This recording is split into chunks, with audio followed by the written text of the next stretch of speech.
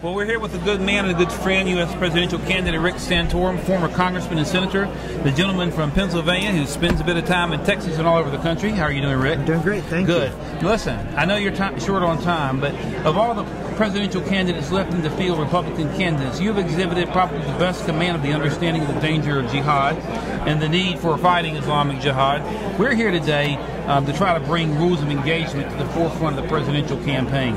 What can you talk to us about your feeling about what I call these Islamo-centric rules of engagement that basically cost the lives of 30 Americans? If you think about it, you know, there's a movie now on the screen across the country, 13 hours, which I actually took time yesterday to see. Right. And that entire firefight, you got to see rules of engagement right there. Right. You got to hear, well, we can't fire. We can't fire. Right. Well, wait a minute, there's someone carrying a gun. Well, you just can't fire. There's someone coming at me trying to carry a gun. Well, you can't fire. They got to fire first. Right. And the idea that we are handicapping our men and women from using their common sense. And I remember there was one line in the film that said, I'm not going to give you the order of fire because, you know, you're going to get it put up on criminal charges and you're going to get sent to jail.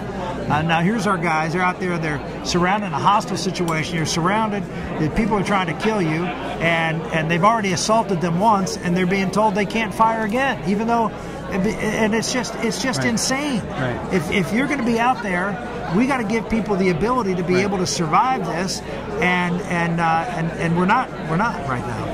Rick, we are here to bring attention to the shoot down of Extortion 17. That was a CH-47 Chinook. We lost 30 Americans 90 days after the capture, the killing of bin Laden.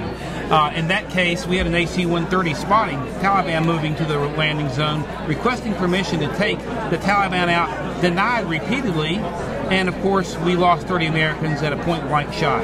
Who do you think is responsible for this foolishness, and what will you do when you become president? Well, it comes from the top. I mean, it comes from the politically correct war that we're fighting with this president who believes that the worst thing we can do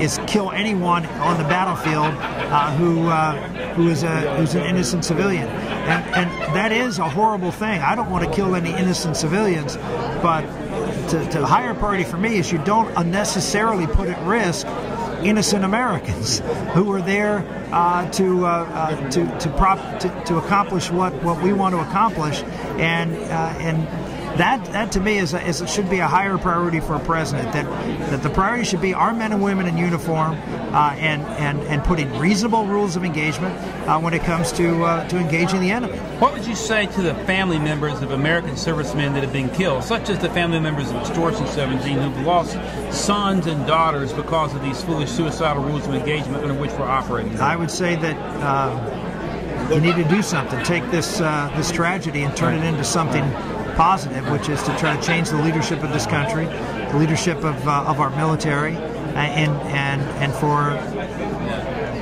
kids like my son. You have a son at the Citadel, correct? I do. I have two sons at the Citadel, right? and one of them heading into the Air Force. I would just say that, you know, we need to make sure that those kids who are coming, or are there right now who are fighting, have it better than what you had to pay the price for. And so try to pay it forward is what I'm saying. Shifting gears really quickly, you're coming up on the Iowa caucus. You did extremely well there last time. You came up and knocked it out of the ballpark. You still optimistic? And tell me what you want the voters to know. Well, I said it here today. It's an important election. It's maybe the most important in our lifetime. We're going to be a country, I have no doubt, at war. We're going to have Iran on the bridge of a nuclear weapon. We have a society that is not providing opportunities for people to rise like we used to. We have what's going on in our culture and the breakdown of our school systems and the like, and our families. We need someone that you can trust to put in there who has fought those battles, and not just fought those battles within our own party as well as the other party, but won those battles and has a record you can trust. I mean, this is not a time to say, well, you know, this guy's really saying all the right things. You've elected a lot of people that say all the right things at election time, but the question is, are they going to do the right thing? And do you have any track record that they're going to do the right thing? And that's my argument, that let's take a look at the record, see if they've stood up and have done the right thing. and have fought the battles that are the important battles of the day, and won. And I think I have a record that shows that people have called me a Tea Party guy before there was a Tea Party, and I'm very proud of that. I'm very proud of someone who's fought for the average guy out there and has tried to keep our country safe. Senator, you're a good man. Keep fighting the good fight. We know you're in a tight schedule. Thanks, Tom. God bless you.